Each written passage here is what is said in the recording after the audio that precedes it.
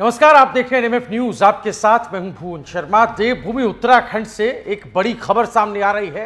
सबसे बड़ा आस्था का केंद्र यहां जहां करोड़ों श्रद्धालुओं की श्रद्धा का प्रतीक है श्री बद्रीनाथ धाम, इससे जुड़ा एक ऐसा मामला सामने आया जिसने हर किसी को हैरान कर दिया है। आप आए दिन खबरों में पढ़ रहे होंगे, देख रहे होंगे कि बद्रीनाथ धाम में राम मंदिर की तरह चढ़ावे में घोटाले का मामला सामने आया। एक व्यक्ति का जिक्र बार बार, जिसकी तस्वीर हम आपको दिखा रहे हैं, लगातार सोशल मीडिया से लेकर के तमाम जगहों पर ये तस्वीरें तैरती हुई आपको नजर आई। कार्रवाई का हवाला दिया गया, न सिर्फ हवाला दिया बल्कि कार्रवाई हुई भी, गिरफ्तारी हो गई है बद्रीनाथ चढ़ावा कांड मामले में। क्या कुछ है, पूरी खबर विस्तार से आपको समझाएंगे, वीडियो में आखिर तक बने रहिएगा। जिस मंदिर में लोग अपनी मनोकामनाएं पूरी होने पर दान चढ़ाते हैं, चढ़ावा चढ़ाते हैं, जहां भक्त भगवान बद्री विशाल के चरणों में अपनी श्रद्धा अर्पित करते हैं, उसी चढ़ावे पर किसी की बुरी नजर पड़ जाए तो ये सिर्फ चोरी नहीं कहलाएगी बल्कि करोड़ों श्रद्धालुओं की आस्था पर डकैती मानी जाएगी, चोट मानी जाएगी। लेकिन इस पूरे मामले में एक चौंकाने वाला जो मोड़ आया है, सबसे पहले उसके बारे में आपको बता देते हैं। जिस कर्मचारी पर दान चढ़ावे में हेराफेरी के आरोप लगे थे, उसे एसआईटी ने गिरफ्तार कर लिया। जी हां, ये वो तस्वीर है जो आप अपनी स्क्रीन पर देख रहे हैं। नाम है प्रमोद नौटियाल। ये शख्स पुलिस की गिरफ्त में, जांच लगातार आगे बढ़ रही है। सबसे बड़ी बात यह है कि सीसीटीवी फुटेज में जो तस्वीरें सामने आई, उन्होंने पूरे मामले को और गंभीर बना दिया है। जी हां, दरअसल श्री बद्रीनाथ धाम में थाली भेंट की गणना के दौरान वित्तीय अनियमितताओं की शिकायत सामने आई थी। मामला इतना संवेदनशील था कि शासन स्तर पर इसका तुरंत संज्ञान लिया गया।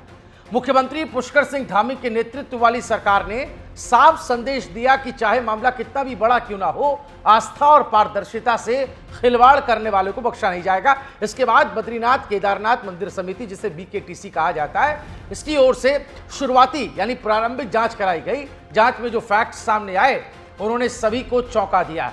आरोप लगा है कि मंदिर समिति का कर्मचारी प्रमोद नौटियाल गणना स्थल से धनराशि और अन्य भेंट सामग्री को चोरी छिपे बाहर ले जा रहा था। बताया गया कि इसको लेकर कथित सीसीटीवी फुटेज सामने हैं जिसमें यह शख्स दिखाई दे रहा है। मामला सामने आते ही 8 जुलाई 2026 को कोतवाली बद्रीनाथ में मुकदमा दर्ज किया गया और फिर शुरू हुई एक ऐसी जांच जिसने कई बड़े सवाल खड़े कर दिए। चमोली पुलिस अधीक्षक हैं सुरजीत सिंह पवार, इनके निर्देशन में एसआईटी को गठित किया गया। धामी सरकार ने सबसे पहले एसआईटी बनाई। टीम ने घटनास्थल का निरीक्षण किया, गवाहों के बयान दर्ज हुए और सबसे अहम सीसीटीवी की फुटेज को खंगालना शुरू किया।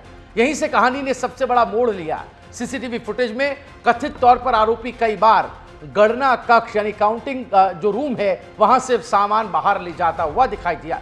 जांच में सामने आया कि वो कभी मोबाइल फोन के नीचे सामान छिपा रहा था, कभी जेब में रखकर बाहर निकल रहा था। सिर्फ नकदी ही नहीं, जांच एजेंसियों के मुताबिक आरोपी के कब्जे में अवैध रूप से लिए गए सामानों में 500 रुपए के नोट, सोने और चांदी के सिक्कों के पैकेट शामिल थे। शालीग्राम की शिला और केसर के पैकेट भी चुराए गए थे। अब जरा सोचिएगा, जिस केसर का इस्तेमाल भगवान बद्री विशाल के श्रृंगार और तिलक में किया जाता है, जिसकी कीमत बाजार में 2.5 लाख से 3.5 लाख रुपए प्रति किलो तक बताई जाती है, वो भी कथित तौर पर गायब किया जा रहा था। यानी मामला सिर्फ नकदी तक सीमित हो ऐसा नहीं था, बल्कि मंदिर की पवित्र भेंट सामग्री भी जांच के दायरे में आ गई है। इसी बीच पुलिस ने 12 जुलाई की रात आरोपी प्रमोद नौटियाल को देहरादून स्थित उसके आवास से गिरफ्तार कर लिया। गिरफ्तारी के बाद उसे बद्रीनाथ लाया गया और अब उससे लगातार पूछताछ की जा रही है। बात यहीं खत्म नहीं हो जाती है। असल सवाल शुरू होता है कि जांच के दौरान एक और बेहद चौंकाने वाला जो खुलासा सामने आया, उससे बताया जा रहा है कि जिस सीसीटीवी रिकॉर्डिंग के आधार पर पूरा मामला सामने आया, उसी रिकॉर्डिंग का बड़ा हिस्सा अब गायब है। जी हां, करीब 32 दिनों की सीसीटीवी फुटेज उपलब्ध नहीं है। पहले दावा किया गया था कि 45 दिनों की फुटेज सुरक्षित है, लेकिन जांच टीम को सिर्फ 13 दिनों की ही रिकॉर्डिंग मिल पाई है, यानी 32 दिनों का रिकॉर्ड कहीं नहीं मिलता। अब सवाल उठ रहे हैं कि क्या ये सिर्फ तकनीकी गड़बड़ी है? क्या रिकॉर्डिंग अपने आप डिलीट हो गई है, या फिर किसी ने जानबूझकर ऐसे सबूत मिटाने की कोशिश की जो कई और चेहरों को बेनकाब कर सकते थे? यही वजह है कि अब यह मामला सिर्फ एक कर्मचारी तक सीमित नहीं है। एसआईटी ये भी जांच कर रही है कि कहीं इस पूरे खेल में और लोग तो शामिल नहीं थे। सूत्रों के मुताबिक गिनती के समय मौजूद कर्मचारियों, अधिकारियों और अन्य संबंधित लोगों से भी पूछताछ की जा रही है। करीब 1 दर्जन लोग जांच के दायरे में बताए जा रहे हैं। कुछ श्रद्धालु और साधु संतों के नाम भी जांच के दौरान सामने आने की चर्चा है, हालांकि इसकी ऑफिशियल पुष्टि नहीं हुई है। उधर मंदिर समिति का साफ कहना है कि फुटेज जानबूझकर डिलीट नहीं किए गए। अधिकारियों के अनुसार अत्यधिक रिकॉर्डिंग के कारण डेटा ऑटोमेटिक ओवरराइट हो सकता है। अब स्वतंत्र तकनीकी विशेषज्ञों की मदद से डीवीआर से पुरानी फुटेज रिकवर करने का प्रयास किया जा रहा है। अगर ये फुटेज वापस मिल जाती है, यकीन मानिए कई और बड़े खुलासे हो सकते हैं। यही नहीं, इस पूरे घटनाक्रम ने मंदिरों की सुरक्षा व्यवस्था पर भी सवाल खड़े कर दिए हैं। मिली जानकारी के मुताबिक सुरक्षा संवर्ग में 57 पद स्वीकृत हैं, लेकिन उन पर नियुक्तियां नहीं हो पाई। ऐसे में सुरक्षा व्यवस्था को और मजबूत बनाने की मांग तेज हो गई है। हालांकि इस पूरे मामले में एक बात साफ नजर आई है कि धामी सरकार ने इस मामले को दबाने या टालने के बजाय सीधे जांच के आदेश दिए। बहुत जल्दी इस पूरे मामले पर कार्रवाई हुई, एसआईटी बनी, उसके बाद पहली गिरफ्तारी भी हुई।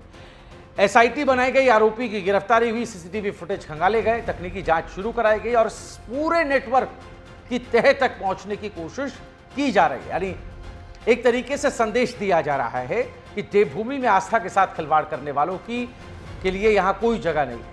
अब सभी की नजर एसआईटी की अगली रिपोर्ट पर है। क्या गायब हुई 32 दिनों की फुटेज वापस मिलेगी? क्या इस मामले में और बड़े नाम सामने आएंगे? क्या ये सिर्फ एक व्यक्ति का खेल था या फिर इसके पीछे कोई बड़ा नेटवर्क काम कर रहा था? इन सभी सवालों के जवाब आने वाले दिनों में सामने आ सकते हैं। फिलहाल इतना तय है कि बद्रीनाथ धाम के चढ़ावे में कथित हेराफेरी का यह मामला अब उत्तराखंड के सबसे चर्चित मामलों में शामिल हो चुका है और जैसे जैसे जांच और आगे बढ़ेगी वैसे वैसे कई और परतें खुल सकती हैं। ये जो एक्शन हुआ है, पहली गिरफ्तारी हुई है, त्वरित कार्रवाई हुई है, इस मामले पर आपका क्या कुछ कहना है? कमेंट जरूर कीजिएगा, इस वीडियो को शेयर जरूर कीजिए। इस खबर पर और अपडेट्स पाने के लिए और अपडेट से जुड़े रहने के लिए हमारे चैनल NMF न्यूज़ को आप जरूर सब्सक्राइब कीजिए। नमस्कार।